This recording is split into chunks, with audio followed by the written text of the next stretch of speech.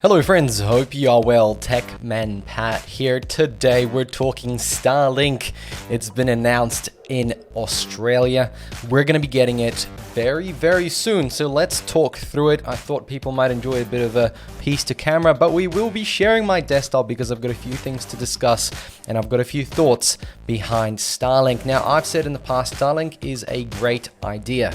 And of course, another great idea is making sure to like this video if you did and subscribe. So let's roll the intro and then we're going to talk about Starlink.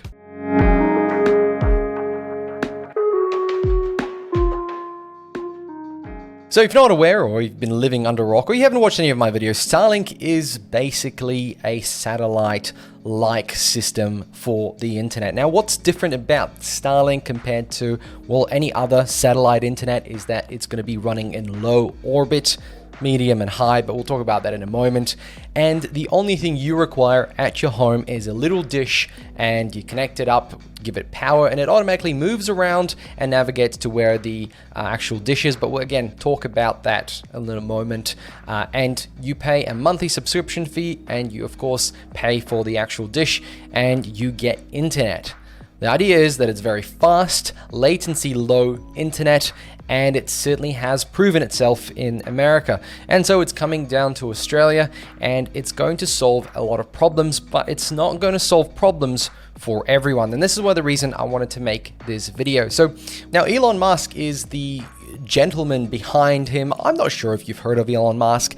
Popular name kind of rings a bell. In any case, he has fronted this idea to connect another billion of people that just have had the bad luck to be in areas where they cannot be served by basic cable internet. Wireless internet is out of the question. Satellite internet is too slow because those satellites are in very high orbit. The speeds are very low. The price sometimes is high, sometimes in low.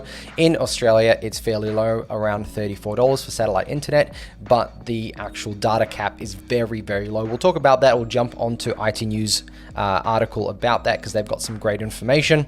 So what are we doing today? Well, first of all, Starlink has been announced and it starts at 139 Australian dollars per month. There is no month-to-month lock-in fee. It's just, again, you pay for the month, you pay for the next month. However, you will need to pay $709 for the actual hardware, which is that beautiful dish. And I'll bring that up in a second here. We're going to share our screen. There it is. Beautiful, absolutely beautiful. It's got that Tesla design, doesn't it? Because I think Elon Musk also is a part of Tesla. Could be wrong. Somebody can correct me in the comments below. And in case, this device will give you about 20 millisecond to 40 millisecond ping, and we'll talk about why ping is important, but it does say that the speeds could vary from 50 megabits a second up to 150 megabits a second. That's kind of saying that the lowest you're gonna get is 50, and the problem is, and I bet you a lot of people are going, whoa, 50? I don't even get that with my NBN right now. And you are correct. You might not be getting that right now. And if you go to Starlink, you will get a ridiculously high speed comparably, right? And at 150, that's faster than many of the good fiber to nodes, even fiber ones. But the price is there to match because it is $139 per month. But it is also month to month, and there's no contract, and there's no data cap. So that's what you're paying for. So the first thing I want to say is that it's kind of unaffordable to people who aren't necessarily very wealthy, because it's not cheap to get this access. And what I was reading a little while back is 2.5 million Australians have no internet connections. And part of it is because they don't have the money to afford a connection, which in Australia is quite, I mean, it's pretty cheap comparably. It's like, starts at $30, $40. But if they can't afford that, they certainly cannot afford 139. There is another group of people who are technically in locations that have no access to internet. And that is the group of people that can potentially afford it, but just can't get the hardware nor the cable down to their actual home. So regional, very rural areas, people who are maybe living off the grid, this is a significant step for them to have access to internet. At $709, an investment in hardware for a satellite dish that can just stand outside on top of your roof and Oh, look, there's $100 for shipping and handling, but nonetheless, and $139 per month to have internet access, and you can stop that any time. You could go, well, this month I'm going to have internet access, do all my downloading, streaming, whatever, Netflix, because you can download it onto tablet, and I'm going to turn it off for the next 2 months and come back. It's up to you. The beauty of it is it's pretty much a free-for-all. So those are the people that are going to benefit the most from Starlink, in my opinion. But it is also going to be a few people who right now are in metro areas who can certainly afford this price of $139 per month and are getting a very terrible experience with NBN Co, and they're willing to pay that extra money. Now, the cool thing is they don't get locked into that contract. I keep saying month to month, but it's a really cool thing to have. So once they get this on top of the roof and set it all up, they potentially will get very good internet. Now, the ping is a concern. If we just pop back to Starlink here, that 40 to 20 millisecond, it can cause some slowdowns. Now, you will be able to stream 4K content straight away. Not a problem at all. But you know what? Little things might take a little bit longer to load. So if there is a page with a whole bunch of images, like maybe thumbnails on your YouTube browse page, if you click on that now, have a bit of a look, you will notice that it usually would load pretty quickly for you, depending on what kind of internet you're watching, but it might actually be a lot slower on this connection.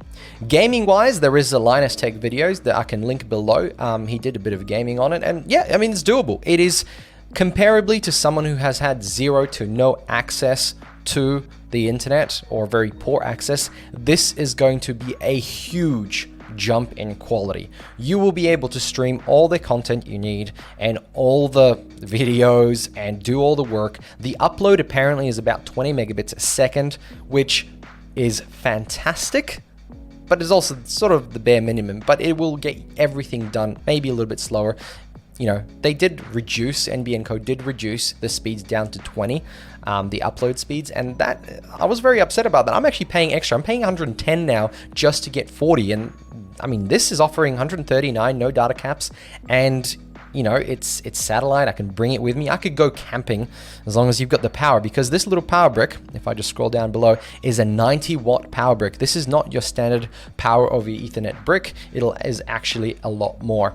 So what comes with it? It comes a little modem with a very long cable, and that goes into this power brick that powers the dish. The dish does move around a little bit, but it's not actually the technology that navigates to the actual satellites. And we'll have a look at satellites in a moment, because I've got a really cool site to go to. So inside this dish right here is all these little magnetic panels.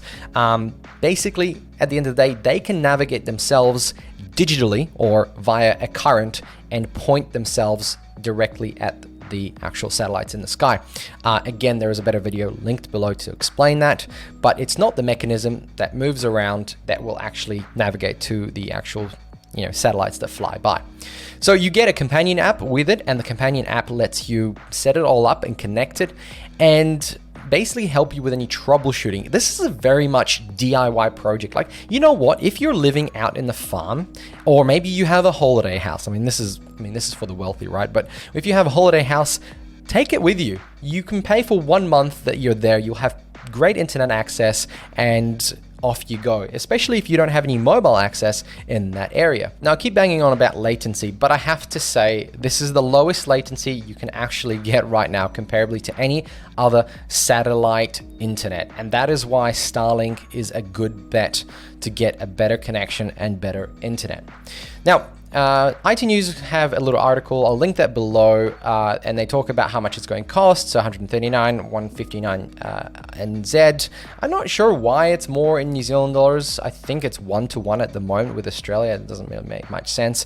But what I want to talk about is the NBN wholesale Sky Muster service starts at $34.95 for 15 gigs of peak and 70 off peak. So basically what that means is that during the day you get 15 gigs of data, and then during nighttime when nobody's using it, you can get up to 70. So you do all your downloading at night. I used to have that deal with IONET a long time ago on ADSL, and it was just stupid. But the speeds start at 12 down and 1 up, and usually you get like 8 in the evening, as they say here. And I've heard people say that it drops out consistently and the connections are terrible. And the top tier service is $199. So you can see that whoever is paying $199 for Sky Muster should immediately just move down to this Starlink system, this service, because they're going to be saving almost $60 a month.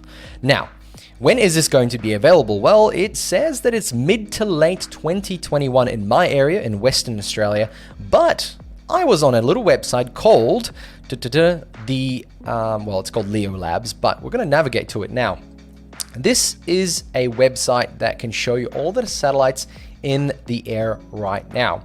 And if we navigate to Australia, we can see that there's a bunch of satellites flying around. And wouldn't you know it, there are Starlink satellites already flying over here. Now, I did catch one. Oh, there's one. There you go. Starlink right there. If I just zoom in, you'll be able to see that text. There's one right there. It's a Starlink, and I can track it along and follow it. So what they're trying to do is have basically these satellites flying all around, and you connect to one after the other as they fly between. They can actually speak to each other, and you will get fast internet. The idea is very basic, and Leo is low Earth orbit, so which means they're very low to the ground, which means that your latency is a lot lower than any other satellite, your speeds are much higher, and your ability to connect is much higher. However, they need a lot of satellites in the air to accomplish all this, and this is where the problem starts, because I think they've only got like a couple of thousand, just under 10,000 in the air right now, and that is why it takes a while for them to actually get all the areas covered. E.g., Australia, it's going to be difficult to cover those areas because they're doing America first. But the FCC apparently has given them a 9-year basically ruling, saying that if they don't get it done in 9 years, they lose their license to be able to put these satellites up. So they have a bit of a time frame. 9 years is a long time to wait for internet. By then, maybe NBN Co might upgrade us to fiber. One's hoping, but still, there's going to be areas out there that are not going to be able to be serviced. And my idea here is that Sky Muster is going to go out of business based on the fact that Starlink is so easily deployed. It's very cheap, and people are willing to pay that $709 because you can then always resell that satellite. If you buy it now and then you get cable connection or fiber, and you're like, well, there's no point having it, you can resell it. There's no reason why it stays with you. There's no lock-in contract for the device to that account.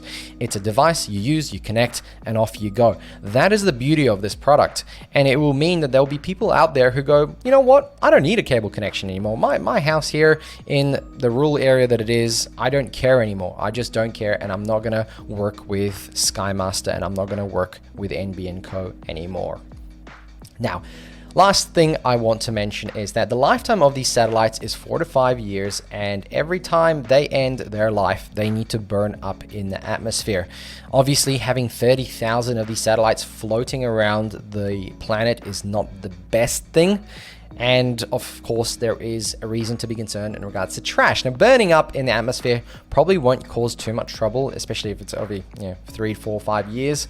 But I want to turn on this thing called debris here, and I want to show you how much debris there is currently in the planet, surrounding the planet. So as you can see, that's satellites. The pink here is debris, and there is a lot of debris. And imagine if any of these debris hit something, they'll hit another thing, and there'll be a chain reaction of things exploding up in the sky. Putting 30,000 more satellites in the air can cause a lot of problems for already existing satellites. This is something that we have to fight through. But Leo, because it's going to be in low orbit, is hoping that none of these sort of bits and pieces are going to touch because they're so much closer to the Earth. But we'll see. This is an exciting time. I highly suggest you have a look at Starlink. You can pre-order now. There's no reason why I should be asking you to do this. I don't get any benefit from it, but it's something that I think is really good for people in certain situations, but I certainly don't believe it's for everyone, and I certainly don't believe it's going to solve the problem of those who can't afford these things to have internet. That is still a problem the government needs to solve in another way. Maybe Sky Muster is the way to do it, but at the moment, education, working from home is a reason to have internet, and the human malware virus has certainly caused a lot of people to work from home, and that should have made the government think about these things a bit more. And you can't predict it, but apparently Bill Gates did predict it 5 years ago, so we weren't ready, and so our internet is only just catching up. I mean, we just survived with the way NBN has basically been rolled out with copper. This is not going to end NBN in any particular way. Neither is 5G. 5G and Starlink will supplement those areas that are unable to get NBN, because you can always choose the cable or the fiber or copper, because it'll give you a much better performance at a much lower price. But at points in time where there's an area that you live in that has access to 5G or Starlink, the competition for you will be 5G or Starlink. For now, that is the competition. It's not NBN that needs to be worried about. Skymaster's a waste of money sending these old satellites into orbit. It's pointless. Compared to what Starlink is doing, Skymaster needs to close up shop, or at least give a discount to Starlink. So maybe do a deal through NBN that if you get Starlink through NBN, maybe you pay a different price, you don't pay for the hardware. That's my thoughts below. Let me know what you guys think. I know this was a bit of a long-winded video, but I wanted to share my thoughts about it and how I feel about Starlink and how it's competing with the other products in Australia for the internet. Hope you enjoyed this video. I'll chat to you guys below. Let me know if you want to do more videos like this where we explore a little topic in more detail than just the news on Sunday, but I'll see you on Friday at live on the State of the Beanstalk on this channel. We'll talk about Starlink then, probably a little bit, and of course the video on Sunday, our dirt report. Thanks for watching. I'll catch you all in another one. Make sure to like and subscribe. Bye.